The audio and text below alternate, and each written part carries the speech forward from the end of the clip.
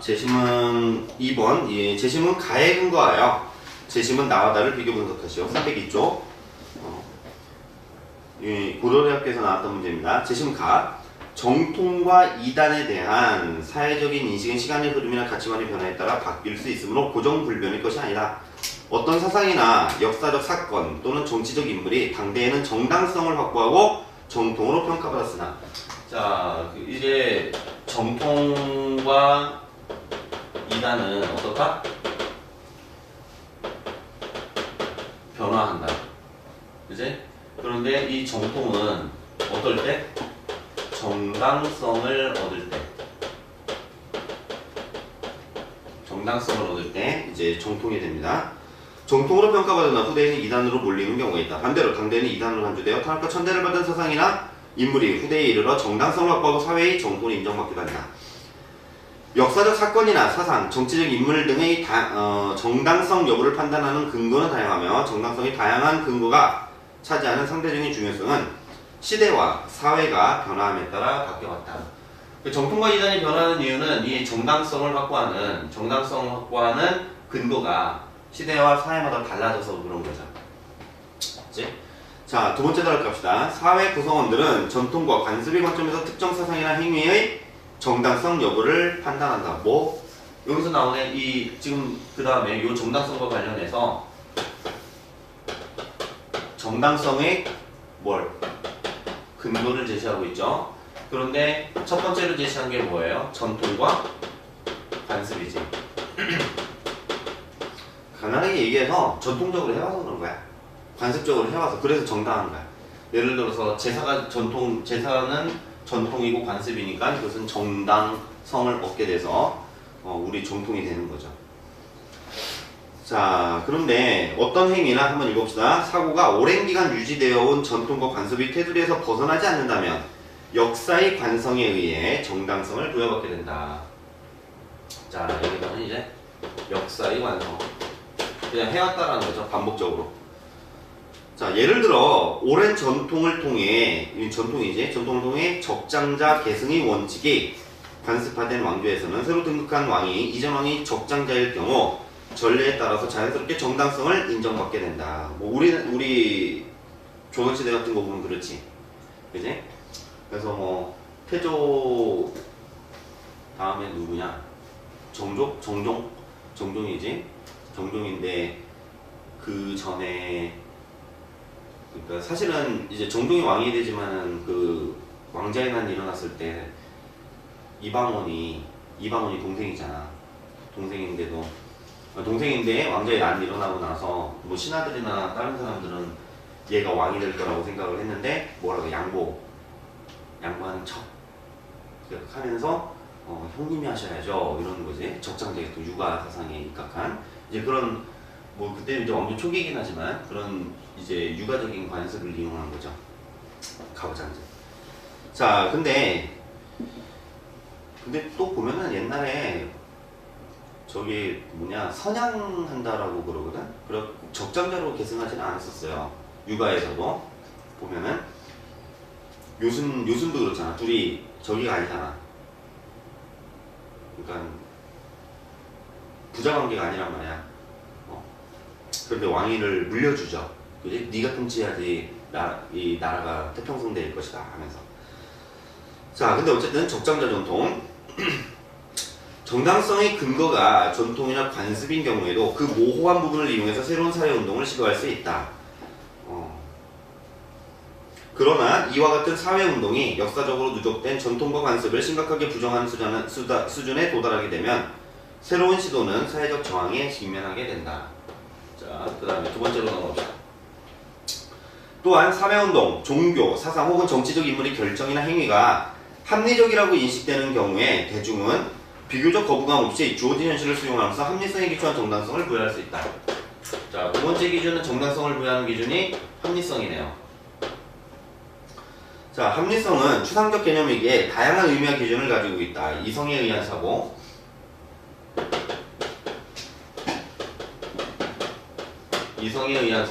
그 다음에 객관적 자료에 근거한 판단, 이제 객관적 근거가 있어야 되고, 객관적인 자료가 있어야 되고, 그 다음에 뭐 절차의 존중. 여기서 설명이 되지만은 이 절차라는 측면이 이제 정당성을 확보하는데 많이 중요합니다. 목적의 보편적 적합성. 이제 목적의 보편성. 이것은 이성적으로 우리가 받아들일 수 있어야 되는 거죠. 그리고 객관적인 자료라고 하는 것은 우리가 사실로 인정을 하는 거야 되고, 절차는 우리가 절차민주주의 같은 거 얘기하는 거야. 그래서 예를 들어서 국회에서 보면은 우리 그 법안 통과시킬 때 의장이 그 법안을 통과시키지 못하게 하려고 땅땅땅 그 이제 망치를 못 때리게 하려고 의장석 점거하고 하는 것들 본 적 있어? 뉴스에서? 그 이 절차를 시행하지 못하게 해갖고서 통과되지 못하게 하려고 그랬던 거죠. 그 목적의 보편성이라고 하는 것은 이 목적이 어떻다라는 거야. 보편적 가치를 갖고 있어야 돼. 개인 사적으로 좋은 게 아니라 모두에게 좋다라거나 뭐 이렇게 돼야 되는 거지. 이게 합리성의 중요한 요소다. 예를 들어 합리성의 원칙이 명확하게 구현된 정치적 현상으로 법치주의나 관료제 등이 있다. 성문화된 법규에 의해 합법과 불법이 명확히 구분되고 법규에 따라 정부의 정책이 결정, 집행되는 경우에 정권과 지도자는 법적 체계에 기초한 합리적 정당성을 확보하게 된다. 이해되죠? 법적 절차에 의해서 이루어진 거라면 문제가 없다라는 거죠. 그래서 우리 정통으로 인정을 받습니다. 민주주의 사회에서 니네들 그런 거 있잖아. 난장이가 쏘아올린 작은 공에서도 보면은 그 철거민들 철거하는데 그 우리 법률에 의해서 법이든지 아니면 정책에 일정한 정책이 법률에 어긋나지 않게 철거하게끔 했다. 법적으로 문제가 없게 됐다. 그러면 어떻게 돼요? 막 내쫓잖아. 그러면서 그 난장이들이 그 저기 벽돌공장 옆에 사는 그 빈민좀 철거민들 그네들이 하는 얘기가 뭐예요? 법에 의해서 그렇게 됐대. 저들에게는 뭐가 있어? 법이 있어. 이렇게 얘기하는 거죠. 그 이제 이 절차가 이런 법치주의하고 관련이 됩니다. 자, 민주주의 사회에서 정부가 명확히 규정된 법규에 의해 업무를 처리하게 되면 그 구성원들은 이를 정당한 것으로 받아들인다. 그러나 정부가 규정에 위반되는 사업을 비밀리에 혹은 불법적으로 추진하게 되면 이를 부당한 행위로 간주하여 정황하게 된다. 근데 이후 사회가 다양하고 복잡해짐에 따라서 합리성에 기초한 정당성은 시간이 흐를수록 중요해지는 경향이 있다. 그러니까 점점 합리성이 정당성을 확보하는 기준으로 힘을 얻고 있는 겁니다. 정당성의 중요한 근거로 카리스마를 들기도 하는데 이 경우 카리스마는 일반인에게서는 발견되지 않는 초인적인 능력을 말한다. 세 번째, 카리스마.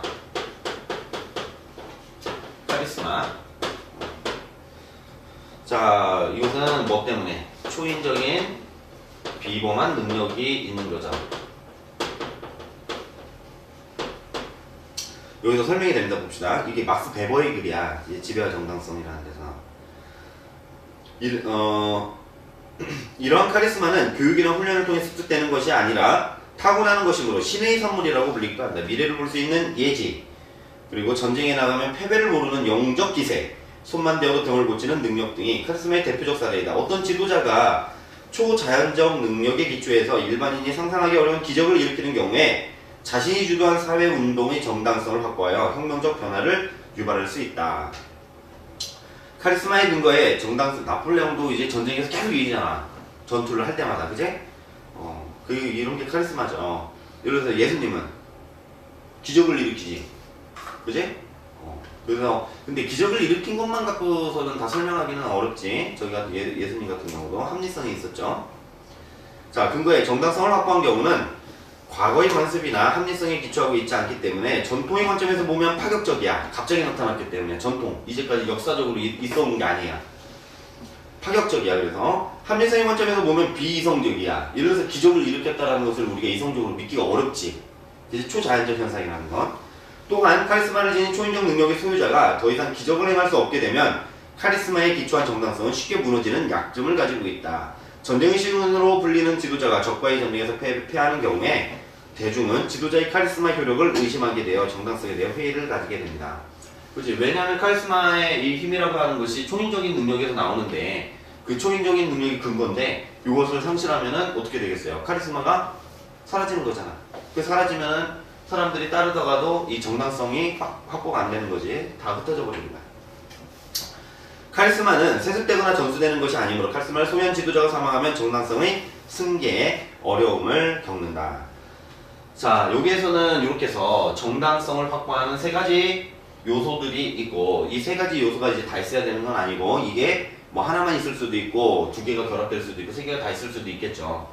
어쨌든 요 세 가지 요소를 바탕으로 해서 뭐해라, 가에 근거하여 나하다를 비교 분석했어요. 그랬으니까 아마도 요걸 통해서 우리가 비교를 하게 될 거야. 이게 비교 기준이 될 가능성이 크죠. 자, 지금 이제 재심은 이제 가를 해봤고, 이제 재심은 나를 봅시다. 재심은 나 A. 집현전, 부제악, 최만리 등이 상소하였다. 우리 조선은 개국 이래 지극한 정성으로 큰 나라를 섬겨 중국의 제도를 한결같이 지켜왔다. 한결같이 지켜왔다. 이게 뭐 말하는 거야? 전통과 관습 얘기하는 거죠. 그지? 중국과 같은 글을 쓰고 같은 제도를 시행하는 오늘날 언문을 창제하시니 보고 듣기에 놀랍사옵니다. 이거 뭐 얘기하는 거야 지금 최만리는?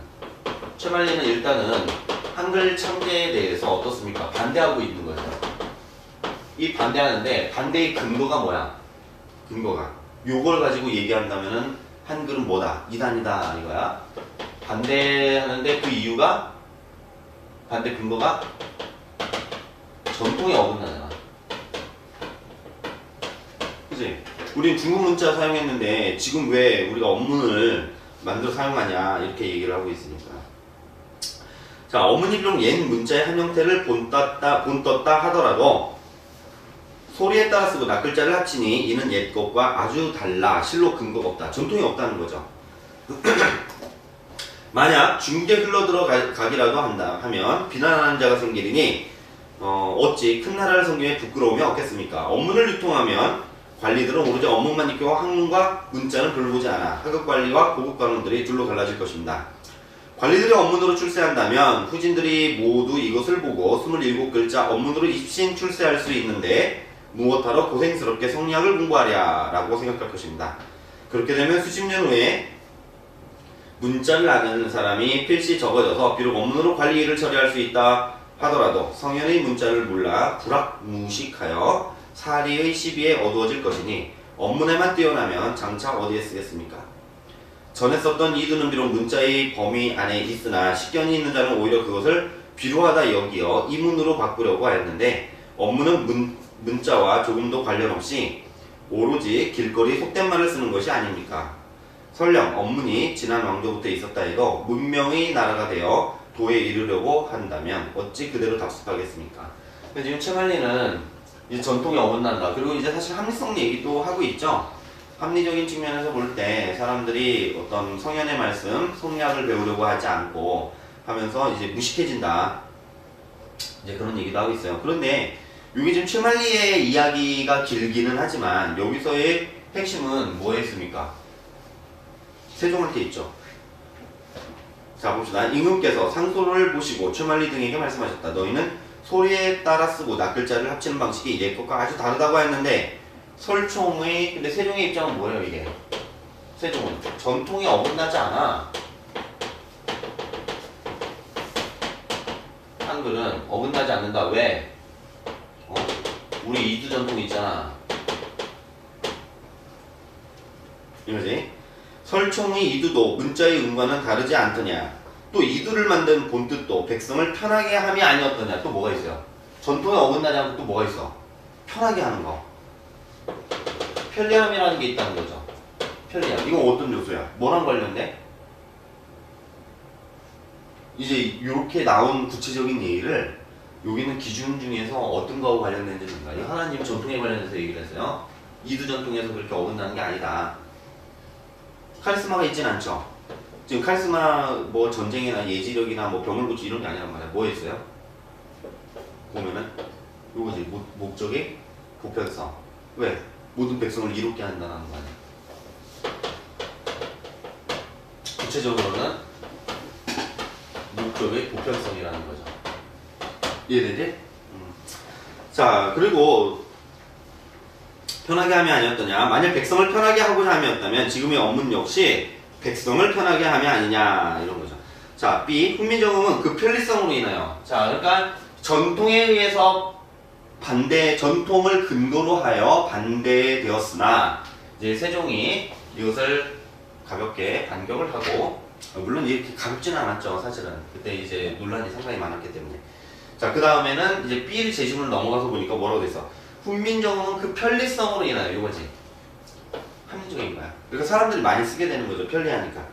편리성으로 인하여 여러 계층에서 널리 사용되었다. 조선 중기 이후 한글로 서찰을 쓰는 경우가 늘어났고, 홍길동전, 춘향전, 사신함전기 등과 같은 한글 소설이 유행하게 되었다. 그러나 한글 창제 이후에도 공문서 작성이나 역사 기록 등에서는 한문이 주로 사용되었다. 이건 어떻습니까? 아직 많이 사용되기는 했지만은 완전한 정통을 인정받지는 아직 못한 거죠. 그러다가 C. 고종 31년 11월 21일 칙령 제1호. 칙령이니까 뭐예요? 아까 법치주의 말하는 거랑 똑같죠. 제14조. 법률과 칙령은 모두 국문을 기본으로 하고 한문으로 번역을 붙이거나 혹은 국한문을 혼용한다. 그 다음에는 어떻게 됐습니까? 이게 한글이 공식 문자로 인정을 받지. 한글은 공식 문자로 인정을 받습니다. 이제 고종 때에 이르러서. 그지? 자, 그래서 여기서 볼 때 이게 공식 문자로 선포를 했지? 그러니까 이건 뭐겠어요? 뭐와 관련돼 있어요? 합리성이죠? 그지? 합리성에 대해서. 절차에 대해서. 그러니까 여기서 딱 볼 때 일단 한글은 어떻습니까? 정통이 된 거예요. 처음에는 이단시되었으나 그 창제에 있어서는 이단시되었으나 정통이 됐어요. 이렇게 정통이 되는 데 있어서 어떤 요소들이 작동했냐면은 일단은 창제에 반대하는 사람들에 대해서 이주 전통을 들어서 반격을 가했고 그 다음에 실제로 이 편리함이라고 하는 목적의 보편성, 보편 목적에 부합을 했기 때문에 사람들이 실제로 많이 사용하게 되었고 그래서 법적으로도 공식 문자로 인정을 받게 된 거죠. 이 요소들만 딱 이제 정리를 하는 거야. 이해되지, 영아? 줄거리를 쓰는 게 아니에요, 줄거리를. 요소들을 찾아서 그 요소별로. 그러니까 합리성에 의해서 정통이 되었다라고 한다면 합리성 요소를 딱딱 찾아서 그걸 구체화시키는 거라고. 이게 기준별 쓰기야. 그러니 이해돼? 자, 제시문 다. 중세 유럽에서는 천년왕국 운동이 유행하였다. 후기 유대교 및 초기 그리스도교와 신비주의 등으로부터 영향을 받은 천년왕국 운동은 중세 봉건사회를 혁파하고 현세에서 낙원을 추구하려는 유토피아적인 상상력과 결합해 하층민들에게 급속하게 파고들었다. 자, 봉건사회를 혁파하는 이런 천년왕국이 있었는데 천년왕국 운동 봉건사회를 혁파를 하겠다고 합니다. 신분제 질서를 이제 깨려는 거겠지. 그래서 낙원을 추구한다. 그래서 여기에서 누가 한스 뱀은 천년왕국 운동을 이끈 지도자 가운데 한 명이다. 그는 새 세상이 도래했음을 선언했다. 서리가 내리는 것을 막아 모든 곡식과 포도나무를 얼어 죽지 않게 한 것은 전적으로 내 기도 덕분이다. 나는 지옥에 빠진 어떤 영혼도 구원해낼 수 있다. 천년왕국이 세워지면 일체의 세금은 완전히 사라질 것이다. 자, 이거 뭐냐? 서리가 내리는 것을 막고 모든 곡식과 포도나무를 얼어 죽지 않게 한 게 자기 덕분이에요. 자기 기도 때문에요. 그럼 뭐 한 거야? 기적이죠, 기적. 그지? 지옥에 빠진 영혼도 구해낸대. 기적이야. 자, 그리고 거기에 이어서 세금은 완전히 사라질 것이다. 그러니까 뭐예요? 자유로운 거죠. 이제 세금은 개인의 자유를 침해하는 거야. 자, 기적이 있었고, 기적을 얘기하고 있고, 그리고 이제 이제 세금을 없앤다거나, 그 다음 이어서 또 나오죠. 계급과 신분으로 인한 차별은 더 이상 존재하지 않는다. 차별도 없앨 거고. 누구도 다른 사람에 의해 군림하는 일은 없을 것이다. 그러니까 평등하다는 거죠. 그리하여 모든 사람들이 형제처럼 살 것이며 누구나 동일한 자유를 누리고 똑같이 일하는 세계가 될 것이다. 그러니까 얘가 말하는 거야. 자유롭고 평등한 사회. 자유롭고 평등한 사회. 자, 이것은 제시문 가에서 볼 때 정통을 만드는 어떤 요소와 관련이 있어요? 이 기적이 아니라 여기 이렇게 기적과. 기적은 뭐와 관련이 있어? 기적은 카리스마지. 그지? 이것은 카리스마적인 정당성이야. 이것은 합리성이지. 그지? 보편 목적 관련이 있잖아. 사람들 보편 가치를 추구하고 있으니까. 자, 그런데 뱀의 설교는 호소력을 지녀 독일 전 지역에서 사람들이 그를 찾아 몰려왔다. 기록에 의하면 하루에 3만에서 4만, 많을 때는 7만 명에 달하는 사람들이 니클라스 하우젠으로 모여들었다고 한다. 사람들은 그 옷자락이라도 잡으려고 몸부림쳤으며 옷자락 한 올이라도 얻게 되면 그것을 불멸의 가치를 지닌 보물인 것처럼 보관한다. 그의 손이 닿으면 눈먼 자가 시력을 찾고 죽은 자가 살아나며 바위에서 샘물이 솟아난다는 소문이 돌았다. 소문이지만 이건 뭡니까? 기적이지. 그지? 기적이니까 뭐예요? 카리스마. 그렇지. 니클라우스 하우젠에서 일어난 놀라운 사건에 관한 소문은 삽시간에 이 마을에서 저 마을로 퍼져나갔다. 이제 점점 소문은 소문을 낳죠. 우리 학원도 헛소문이 돌았어요. 5등급을 내신 5등급을 연세대 논술에 붙였다 라는 헛소문이 한번 나왔고 어떤 어머니가 그러더라고 학부모가. 그래서 그런 일 없습니다.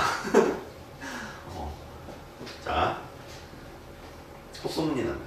뱀을 추종하는 사람들이 급속히 늘어나자 주교와 시위원회는 그가 반란을 기도하고 있다고 판단하여 1476년 7월 7일 밤에 기병을 보내 뱀을 체포하고 뷰르츠부르크 성으로 압송해 갔다.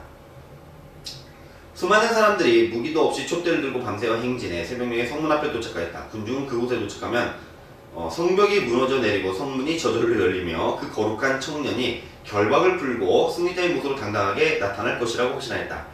그들은 뱀의 이름을 부르며 그 도시가 파괴되고 새로운 도시가 건설되기를 열망했으나 끝내 기적은 일어나지 않았다. 이거죠. 기적을 행했는데 어땠습니까? 기적이 나타나지 않으니까 그 다음에 어떻게 된 거예요? 얘는 정통이 아니라 뭐가 됐어요?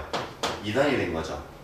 자, 포병부대가 포격을 가하자 뱀의 추종자들은 혼비백산하여 황급히 도망쳤다. 뱀은 이단을 퍼뜨리고 마술을 행했다는 죄목으로 유죄 판결을 받고 처형되었다. 자, 이거죠. 자, 그러니까 얘네들을 비교하면은 정통과 이단이라는 관점에서 볼 때 일단은 첫 번째 서론에서 도입부에서 뭘 쓰겠어요?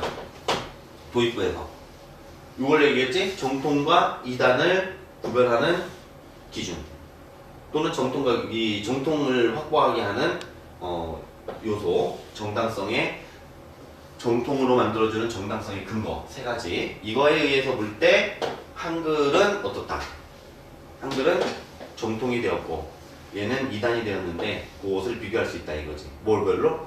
그것을 정당화시키는 요소별로 이렇게 여기서 제시를 하고 그 다음에 여기서는 요게 한글은 전통하고 합리성이고 얘는 주로 카리스마이기 때문에 이제 같이 비교하기가 어렵고 여기서는 한글은 한글끼리 쓰고 그래서 여기서는 이제 뱀의 천년운동은 천년왕국운동, 천년왕국운동끼리 쓰는 게 이런 식의 구성이 되는 게 낫겠죠.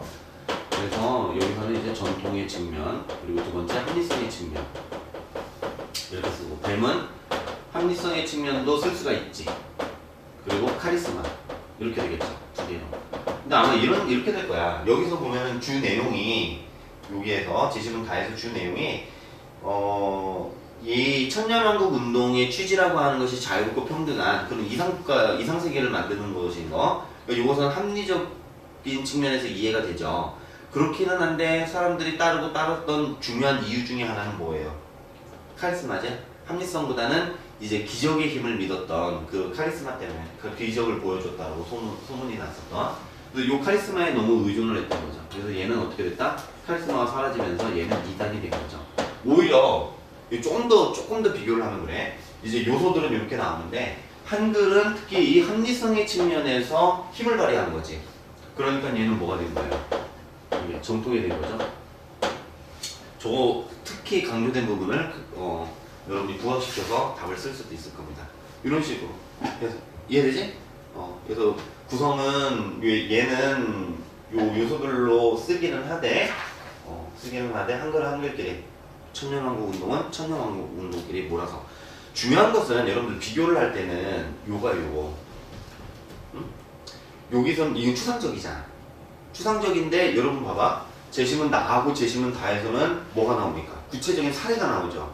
사례를 비교하는데 사례를 비교할 때 특히 여기서처럼 얘가처럼 이야기식으로 이런 식으로 나온 것들 그냥 그대로 쓰는 게 아니라 앞에 있었던 헐크하고 배너의 동용성 문제도 마찬가지예요. 사회적 관계니 신체적 특징이니 신체적 연수성이니 외향이니 이런 얘기가 있을 때 그 구체적인 내용들을 요거에 해당되는 구체적인 내용들 이거에 해당되는 구체적인 내용들 요 개념에 해당되는 이 범주에 들어가는 구체적인 내용들이 제시문에 어떻게 나와 있는지를 찾아내야 되는 거야.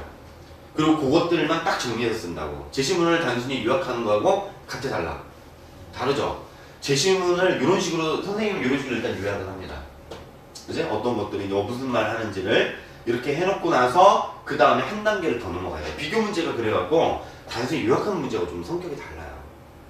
한 단계를 더 나가는 거야. 한 단계를 더 나가는 거. 요약이 가장 베이스입니다. 그렇긴 한데 요약에서 끝나면은 그런데 안 된다는 거야. 요약도 그렇고 평가도 그렇고 한 단계씩 더 넘어가는 겁니다. 이해되지?